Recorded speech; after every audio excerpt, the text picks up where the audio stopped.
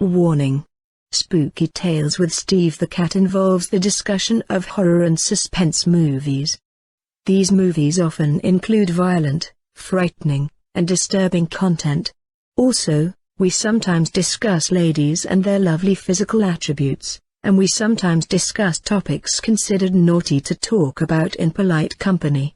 This program is intended for audiences over the age of 18. Viewer discretion is advised.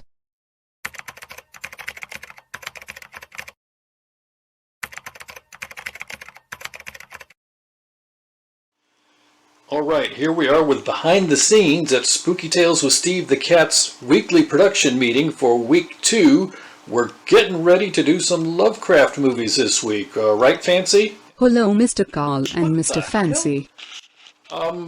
Who are you? I am your new intern. My name is Ravina. No, you're not our new intern because I never hired a new intern. Miss Guinevere hired me to assist her with her many responsibilities. Guinevere doesn't have the authority to hire interns. Fancy, did you tell Gwen that she could hire an intern? This sounds like it needs to be a conversation between you and Gwen, and I should really sit this one out. Oh, of course. She batted her eyelashes at you and you folded like a lawn chair. Well, she's not just going to help Gwen out with her multi-level marketing stuff. Listen to me, Ravina. If you're going to work here, you're actually going to get put to work, okay? We're a little short this week. We need another film review. We're putting you on it. Fancy, take her to the editing bay and show her how to use all the equipment.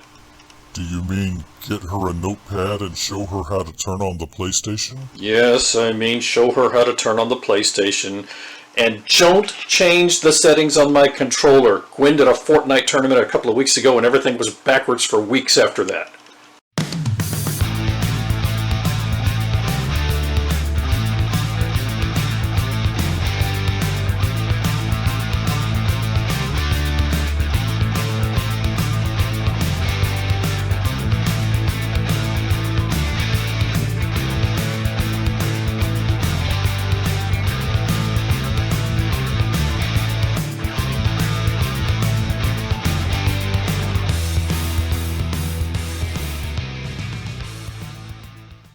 Hello, and welcome to Spooky Tales with Steve the Cat, your home for a fun discussion of horror movies.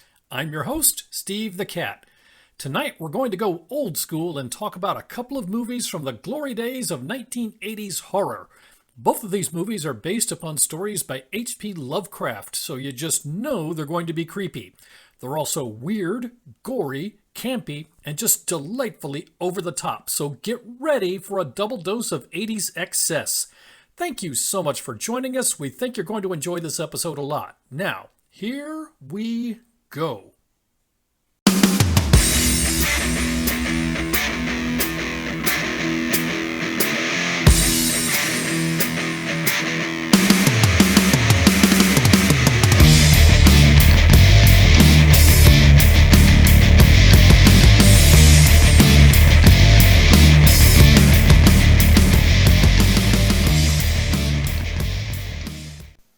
Grab your pencils and your notebooks. It's time for Steve's vocabulary lesson.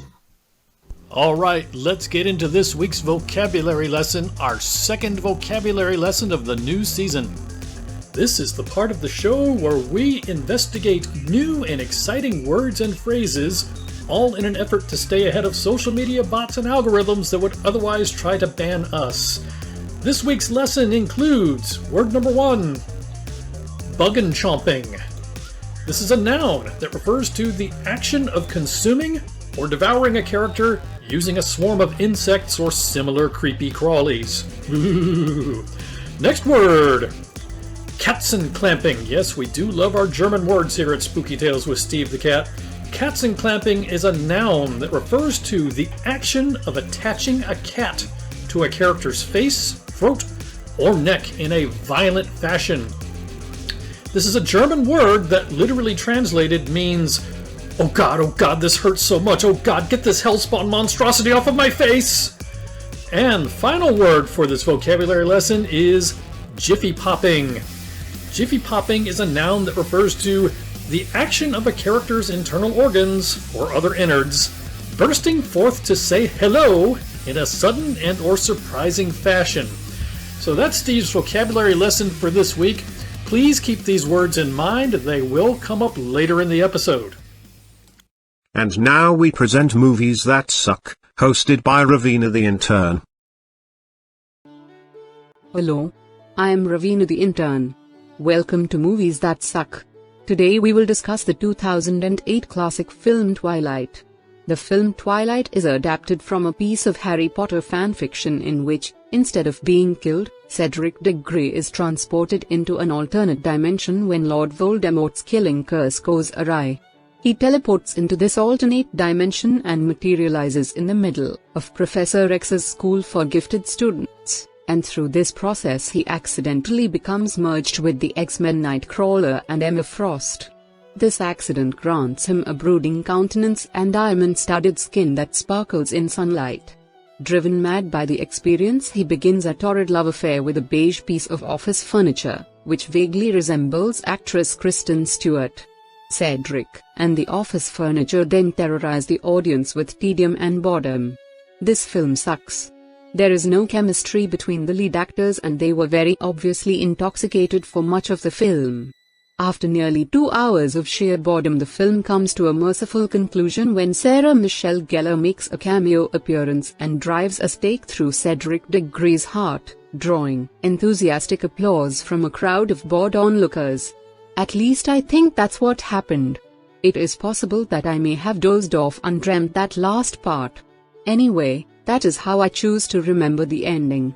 I am Ravina the Intern and this has been Movies That Suck. Thank you for joining me. And now it's time for our featured film reviews. Let's get into our first featured film review for today. The film is called From Beyond. It is a gory sci-fi body horror film. By body horror, we mean that it revolves around distorting or deforming or otherwise doing weird things with the human body. It was released in 1986, directed by Stuart Gordon, and the cast includes Jeffrey Combs, Barbara Crampton, and Ken Foree. Now, keep these names in mind. Jeffrey Combs and Barbara Crampton will appear again in our second featured film review for Re-Animator. This film was actually made by the same team that made Re-Animator as a follow-up to Re-Animator, and it is an excellent companion piece for Re-Animator. Now, understand, those two movies are not, brother and sister. They're not sequels. They are standalone stories, but they go together really well. They're done in the same style by the same creative team, both based on H.P. Lovecraft stories. Actually, Re-Animator came out first, but I am doing From Beyond first in today's show because Re-Animator is a slightly better movie, and so I'm kind of saving it for the second feature and making From Beyond kind of its opening act. Ken Foree you might recognize from Dawn of the Dead from back in the 70s. So let's set your expectations for this film. What you should expect is a gross, campy, weird, over-the-top dose of 80s sci-fi horror. The reason you should watch this is that this is an 80s cult classic, and it's one of those films that every horror fan needs to see at least once. If you like the 1982 version of The Thing, or if you like Dawn of the Dead, and I'm talking the original 70s version here, or if you like Re-Animator, you will like From Beyond. So let's calibrate your expectations a little bit. Here's the scale we like to use. Very campy movies to the far left, very serious movies to the far right. Understand, that is not a measure of quality. That is a measure of the attitude you need to take going into the movie. Going into movies like Sharknado and Jason X, you go into it knowing that it's not a serious movie and that you're going to have fun laughing. On the far right, very serious movies are going to make you think very serious thoughts. From Beyond, pretty far to the left. It is a campy, sci-fi, gory horror cheese fest. It is just over-the-top ridiculousness. It is like, imagine having a dessert that's a deep-fried Snickers bar with a side of deep-fried Oreos. You know it's not good for you, but you know it's going to be delicious in moderation. You know it's going to make you sick if you do it all the time, but every now and then it's probably not that bad for you, and it's just such a delightful treat to do every now and then. So let's do a film summary. This is a gory, over-the-top 80s sci-fi horror classic, and it is based upon an H.P. Lovecraft short story. Now, I have not read the From Beyond short story. I have read Re-Animator, but From Beyond does not appear in the collection of Lovecraft stories I have, so I've not stumbled across that one yet. Scientist Dr. Edward Pretorius is working on a device with his assistant, Dr. Crawford Tillinghast, to develop a machine called a Resonator, which will allow humans to see a dimension normally outside our perception. So they're coming up with this gizmo called the Resonator that's designed to stimulate the dormant pineal gland in the human brain and allow us to see into another dimension. The experiment, of course, goes awry, Pretorius is killed, and Tillinghast is institutionalized. Psychiatrist Dr. Catherine McMichaels is assigned to determine whether Tillinghast is mentally competent to be charged with murder. So McMichaels and Detective Bubba Brownlee take Tillinghast back to the laboratory, of course, in order to try to understand what he experienced. She's thinking that it will help trigger some repressed memories and help them understand what he saw and what happened. They reactivate Pretorius's experiment, and horror ensues as they open a gateway to another dimension populated by vicious, horrible creatures. So the villain profile is a little too complicated to fit into this, plus it would just kind of be a big spoiler fest, so we're not going to do a villain profile. We're just going to go straight into things Steve liked about this film. This is an 80s horror classic, just packed full of gross practical special effect campy awesomeness. It never takes itself too seriously, and yet the horror parts are still enjoyable as horror, not comedy.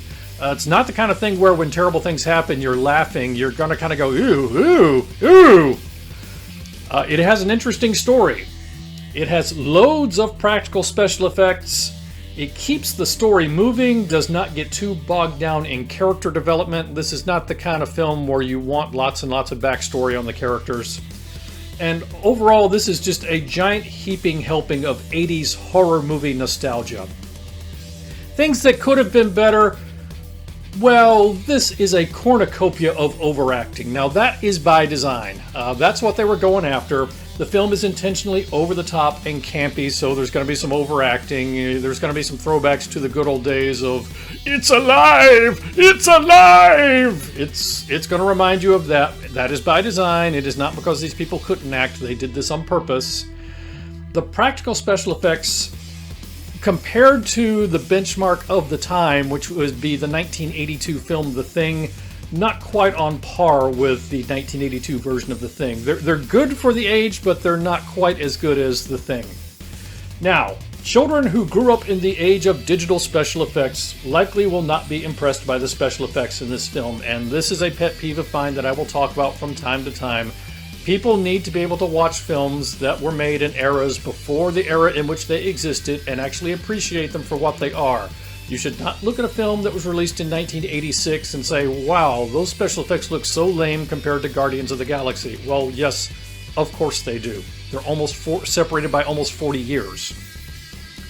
The characters are one-dimensional and underdeveloped. Now, again, that is by design. And the characters make many implausible decisions, which, of course, are necessary to move the story along, but still, that's part of the campy fun of this. So let's go to Steve's scorecard for the movie From Beyond. Kills.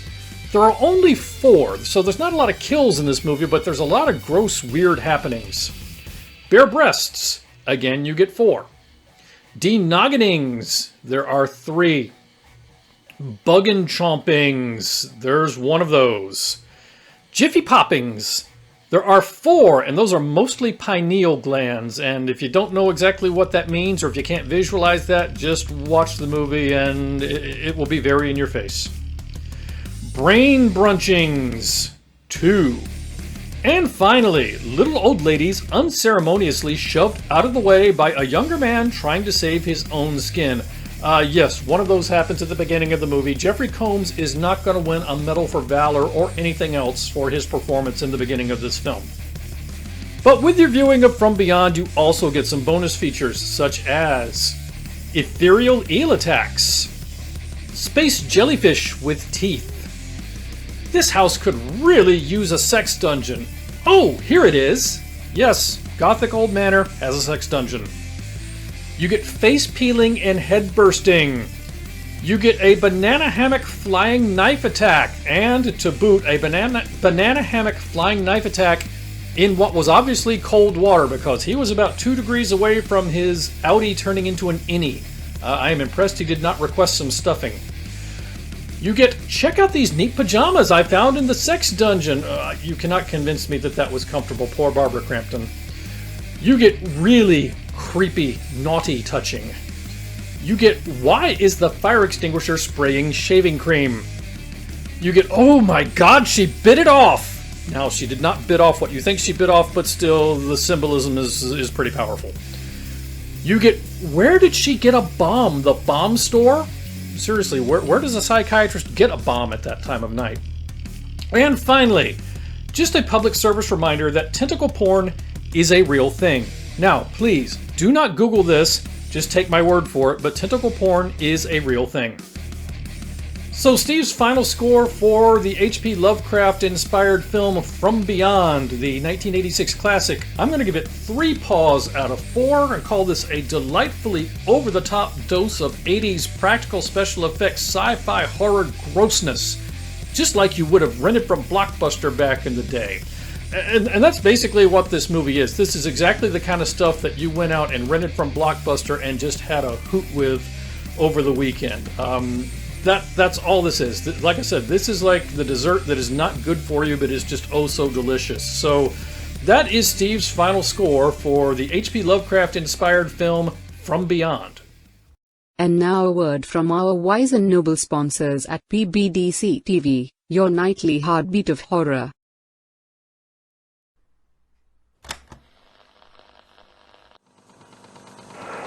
This is Mikey from Out of the Ordinary, and you're watching PBDC TV.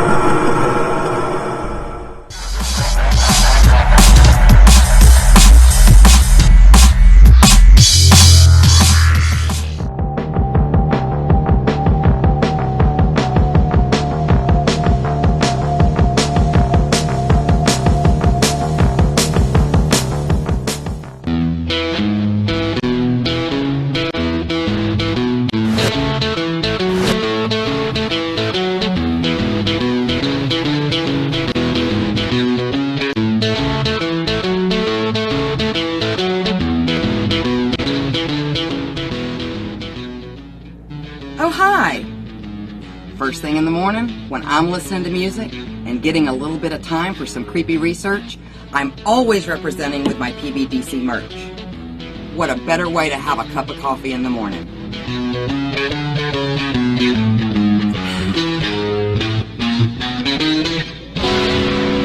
Don't forget to check out our other cool merch at rootsbleedred.com. That's rootsbleedred.com.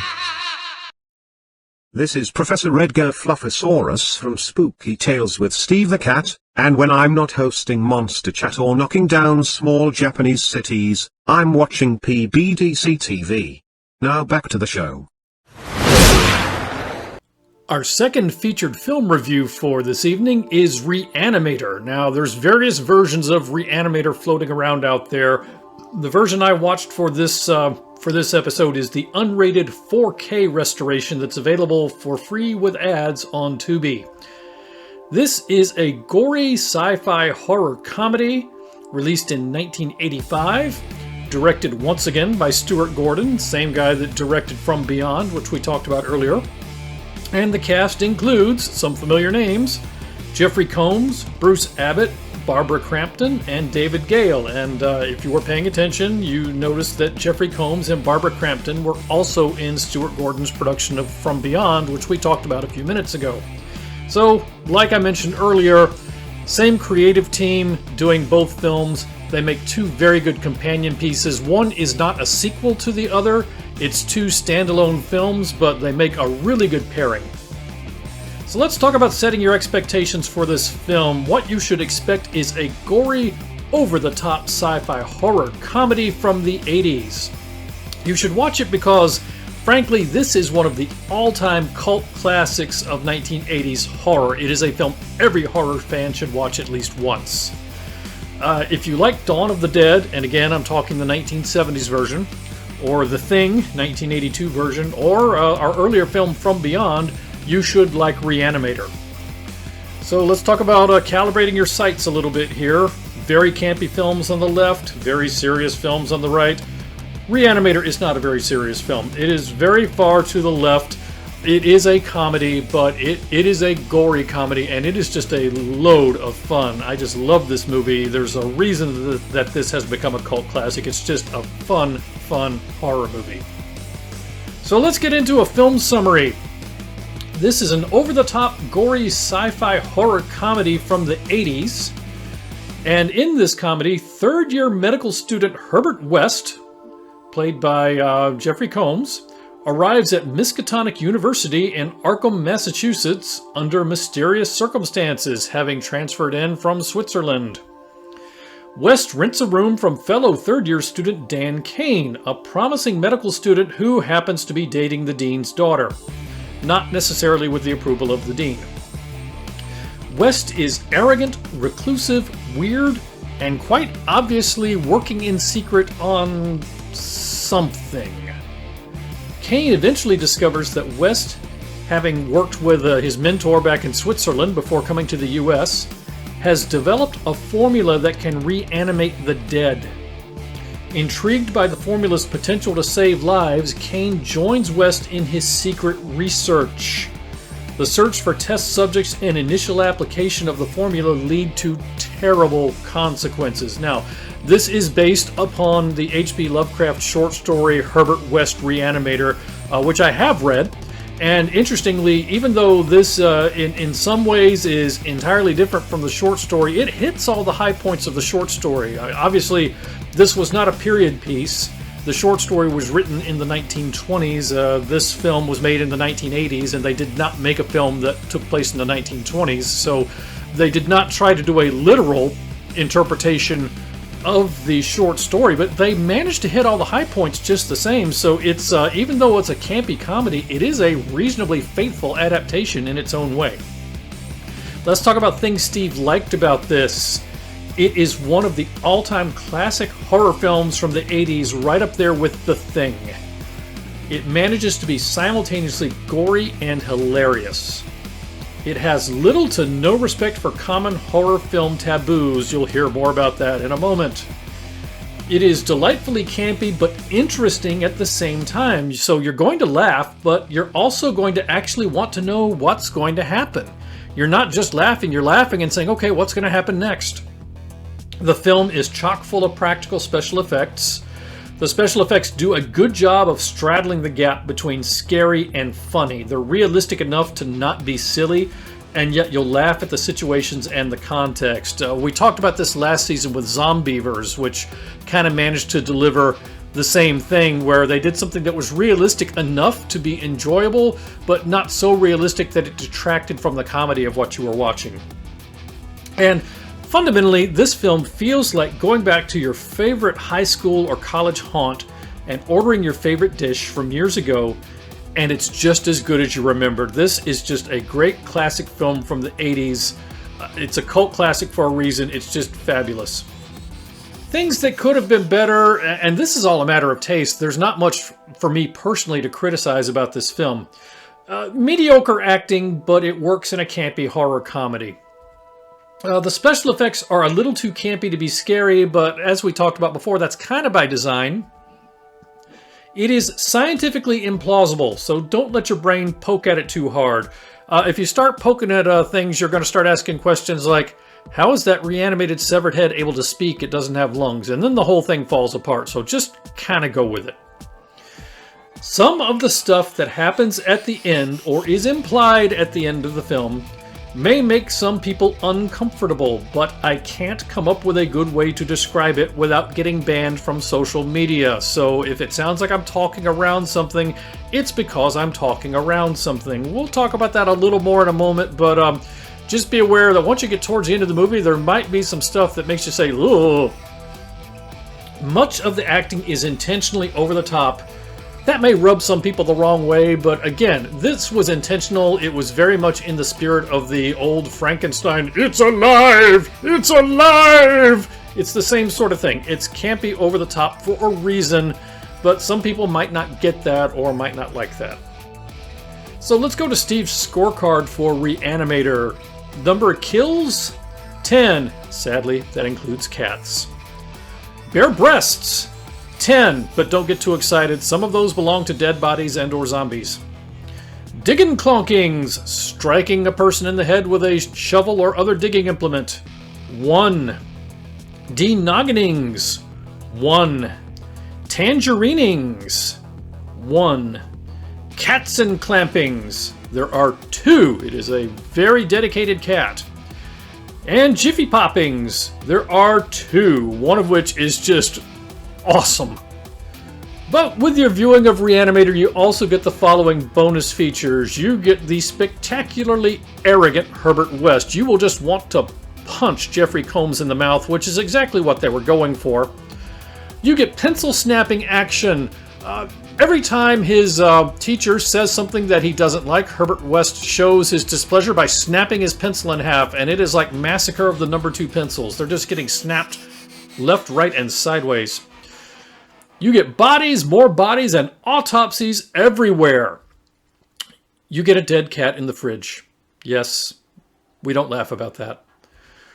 You get kitty cat croquet, which we don't laugh about that either, but we talked about dog drowning in other episodes, so we have to bring it up. Yes, there is kitty cat croquet in this film. There is zombie punching. There is, this severed head needs a kickstand. Which leads to an interesting question. Do all severed heads require a kickstand? I guess it depends upon the neck measurement.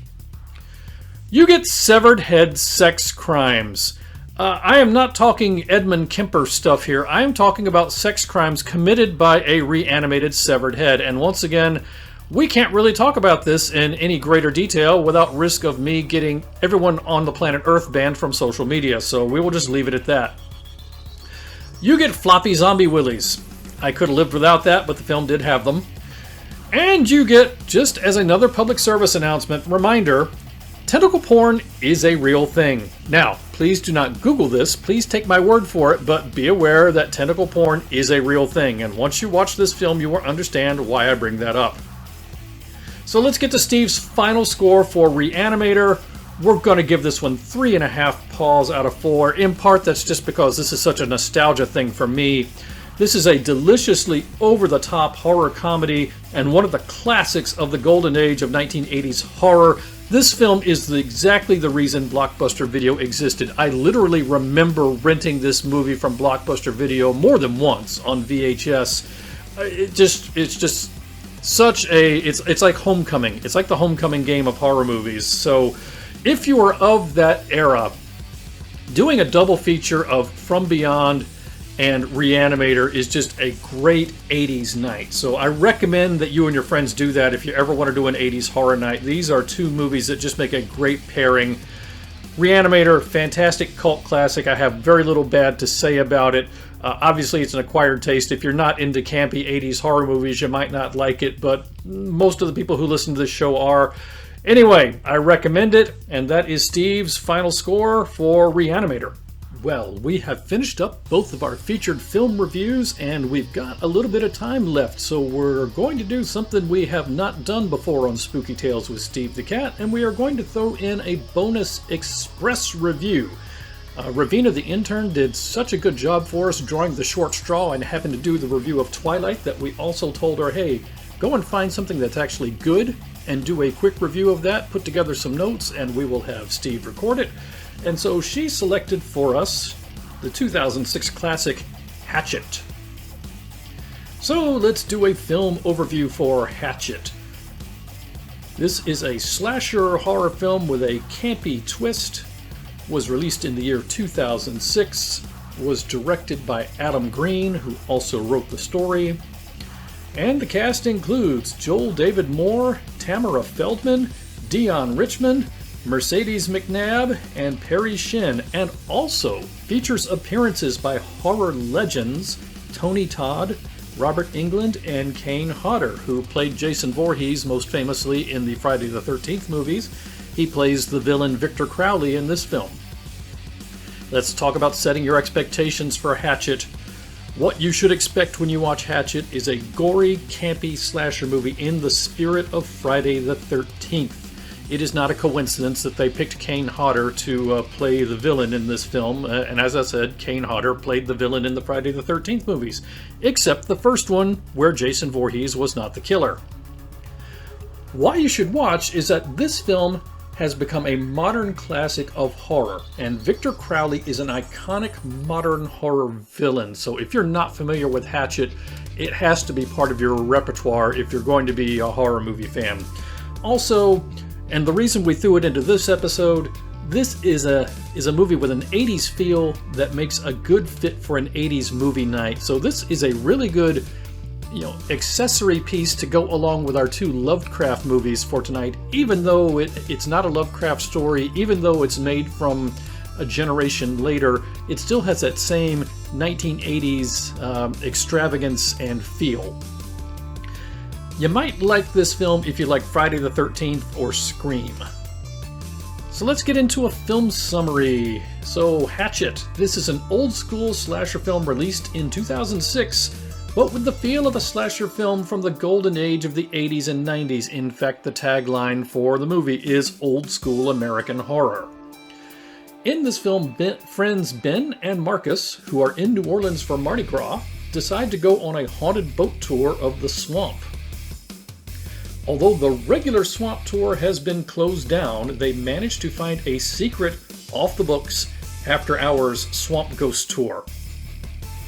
Ben and Marcus head into the swamp on this tour, joined by an assortment of other tourists that includes the mysterious Mary Beth, who is a local who seems to have her own reasons for being on the tour, and they are not tourism. The incompetent boat captain, of course, crashes the boat, forcing the passengers to abandon ship in the swamp at night. Trapped in the swamp at night, Mary Beth shares the legend of the evil killer Victor Crowley with the group, kind of a local legend of somebody who basically died and returned from the grave to have his vengeance upon anybody who crosses his path. The legend of Victor Crowley turns out to be all too real, as the passengers soon discover. So things Steve liked about this film.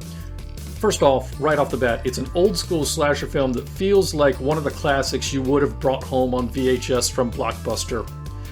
It does not take itself too seriously, but it manages to be interesting and scary. It's not the kind of thing where you're just laughing at it ironically the whole time. It's actually a good movie. You actually want to see what's going to happen next. You actually want to follow it.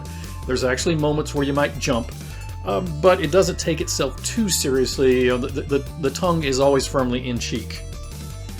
It gives you a frightening villain with a well-developed origin story. I mean, unlike some slasher films that we have done on this show, you understand exactly who Victor Crowley is and exactly why he is doing what he is doing.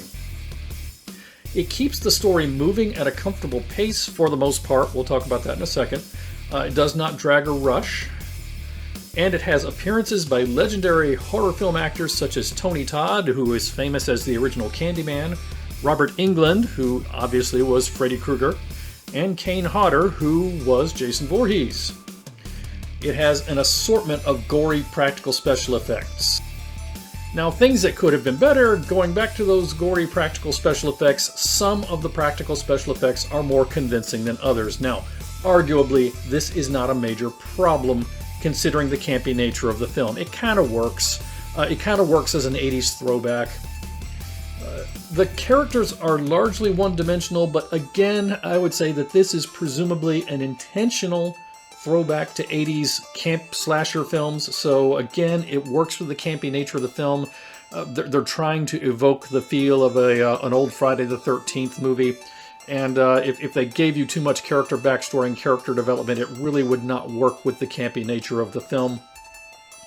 The film is a bit slow at the beginning, and there's no way I can sugarcoat that one. It is a bit slow at the beginning. You have a bit of action right at the beginning when some people at the swamp encounter Victor Crowley, and then you have to suffer for a while as Ben and Marcus are in New Orleans, and Ben tries to convince Marcus to go on the boat tour, but the boat tour is closed, but then they find another boat tour, and it goes on a while. The ending of the film is very abrupt, as if the film just suddenly stopped. In fact, you'll stare at the TV for a moment and say, what just happened? That may rub some people the wrong way. Now, this was an intentional artistic choice by the director to set up a cliffhanger ending for a sequel without saying, to be continued. And frankly, it's a little less bothersome now in the year 2021 than it would have been in 2006, because at this point, there's sequels already out there, and they're readily available on streaming, so if you're kind of put off and you're like, oh my god, what happened? What happened next? You can immediately go and stream Hatchet 2 and get that itch scratched. So it's a little unsettling, probably not as annoying now as it was when the film first came out. Let's talk about some of the bonus features you get with your viewing of Hatchet. You get Tony Todd's Tale of Woe. Tony Todd plays Brother Zombie, who runs a swamp boat tour, or at least used to run a swamp boat tour, but does not anymore, as he will relate to you in his Tale of Woe. You get an aspiring softcore porn producer. Yeah, and he's just every bit as likable a guy as you would think. You get alligator action. You get belt sander action. Now, personally, I have never seen a gas-powered belt sander, but I'm not going to say such a thing does not exist. I guess if you live out in the swamp, you need gas-powered tools like that. You get Ben gives Mary Beth a hand, and all the people who have seen this movie are chuckling. And finally, you get topless Mercedes McNabb. Yes, there is a topless Mercedes in this film, and we are not talking about an E-Class convertible. We are talking, of course, about the lovely Mercedes McNabb. Mercedes McNabb has a special place in the Spooky Tales with Steve the Cat lore. She is the first ever Scream Queen to be featured on the show, and she was the featured subject of the very first ever episode of Spooky Tales with Steve the Cat. So we love Mercedes McNabb. And in this film, Mercedes lets the girls out for some fresh air, to the delight of men and women everywhere. So thank you, Mercedes McNabb. We love you. Even though you're Canadian, we consider you an American hero. Thank you, Mercedes McNabb. So Steve's final score for Hatchet, I was on the fence on this one. I went ahead and gave it 3.5 paws out of 4. Originally, I was going to give it 3, and I said, yeah, no, you know what? I'm feeling kind of generous. We'll give it 3.5. It is a fun, campy, gory slasher movie from the 2000s, but with a traditional 80s feel. It is great for fans of 80s horror and a good piece to work into an 80s throwback watch party. So this one is iconic. I think most veteran horror movie fans have seen this one. If not, you really need to. If you're new to the horror genre, this is one that you kind of need to add to your quiver. And it's a fun film, so if you like campy slasher films at all, you will enjoy this one. So Steve definitely recommends that you stream Hatchet. It's available on most of the streaming services out there. And that is our express review for Hatchet. Before we get to the end of yet another episode of Spooky Tales with Steve the Cat, let's quickly discuss some other stuff Steve watched this week. Number 1. The Conspiracy. This is a 2013 film which is available free with ads on Tubi, or at least was at the time I recorded this. In this movie, 2 Canadian filmmakers set out to make a documentary about a conspiracy theorist. You know those guys that you see walking around carrying signs and yelling at people on the street corners? Yeah, they want to do a documentary about one of those guys. They follow him back to his house, or his apartment, I should say. And, he's got one of those boards with newspaper clippings and yarn showing different threads. And, it's the typical conspiracy theorist stuff. During filming, their subject disappears mysteriously, and they are drawn into a complex web involving a secret international organization whose purpose is mysterious. So maybe the crazy conspiracy theorist wasn't so crazy after all. This is a mediocre to pretty good found footage film. It's interesting, but there's not a lot of action. So if you're interested in conspiracy theory type stuff, you might enjoy this movie. If you're looking for a lot of serial killer slasher type action or a monster movie, this movie is not for you. But I would cautiously recommend this movie if you set your expectations correctly going in and know that you're heading for intrigue and suspense and not action. Second film, The Reef. This is a 2010 film that, again, at the time we recorded this, was available free with ads on Tubi. 5 friends are contracted to sail a yacht from Australia to Indonesia to deliver it to a customer. This is an Australian film. And while en route, the crew strike a reef and flip the yacht, which starts sinking. Their best bet for survival is to swim to an island if they can get past the great white shark that is following them. Yes, this is a shark movie, and we all know that Steve the Cat loves shark movies. This one is pretty good. It is more tension and suspense than action, but I enjoyed this film. It is pretty good. Last season we reviewed a film called Open Water 3 Cage Dive, which I enjoyed. If you enjoyed that movie, you will enjoy The Reef. Third movie, Pitchfork, 2017 film. Once again, at the time we recorded this, was available free with ads on Tubi. In this film, a 20-something named Hunter and his flamboyant 20-something-year-old friends travel to rural Michigan to support Hunter as he meets with his family for the first time since coming out. While they are there, they stage a barn dance. As the dance goes on, they are stalked by a pitchfork-wielding killer. It's mediocre. It's a run-of-the-mill slasher movie. It is partly nonsensical. There's parts of this that just don't seem to make a whole lot of sense. On the other hand, there are some interesting scenes. I'm kind of torn on this film. On the other hand, I don't think it was very good. On the other hand, I've seen so many slasher films that were so much worse, and I at least made it to the end of this one. This one's kind of right down the middle for me. You can do better than this movie, but you absolutely can do worse than this movie as well.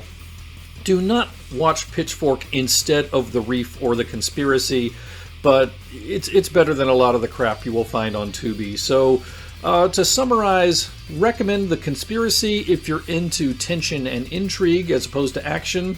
Recommend The Reef if you like shark movies, or if you're into kind of a tension suspense movie more so than action. Kind of torn on Pitchfork.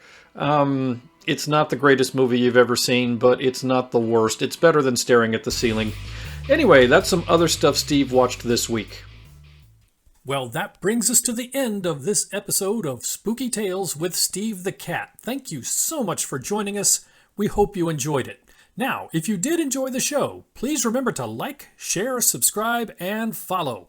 You can find us on Facebook at Spooky Tales with Steve the Cat. And yes, that's Tales with an A-I-L-S. Also, Please remember to check out all of my friends and their great programming on PBDC TV.